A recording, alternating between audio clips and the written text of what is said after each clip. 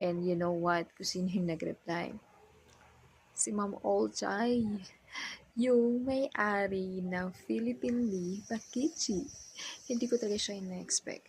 So, yun na nga, nag-feedback na siya sa akin, nag-hi siya, and then hello, and then yun nga, doon ko nalaman na, oh my gosh, si Ma'am Olcay pala na yung kung saan, yun yung tina-target kong agency na mapabilong ako sa mga applicants niya. At, ayun na nga, at first, in-interview ako na assistant niya na Filipina, si Miss Kayu Manggi.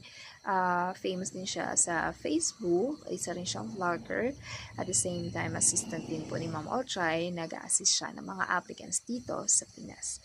At yun na nga, in-interview niya ako about sa aking mga experiences, though nabanggit ko naman siya sa aking intro video. Syempre, kailangan niya pa rin i-confirm if kaya ko ba yung mga ganung gawain sa Turkey kasi iba nga po yung ginagawa compared sa Hong Kong. Iba yung ginagawa or iba, syempre, bawat bansa may kanya-kanyang mga culture. And tayong mga Pinoy naman is kaya natin mag-adjust.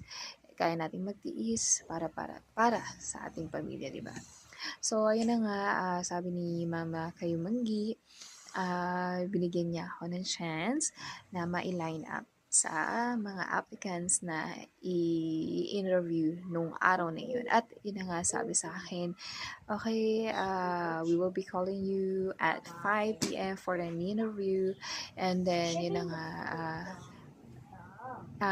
dumating nga yung oras na yun at na-interview nga ako ng dalawang family. At first, ramdam ko na possible sana ma-hire ako nun. Siguro nagdalawang isip lang siya dahil nga sa aking references na ano nga ako na isa akong break contract before kasi sa Hong Kong kasi nga ano kasi ako nag-break contract ako. Then, may mga some reasons naman tayo kung bakit. And hindi ko na ilalaborate kung ano man yun.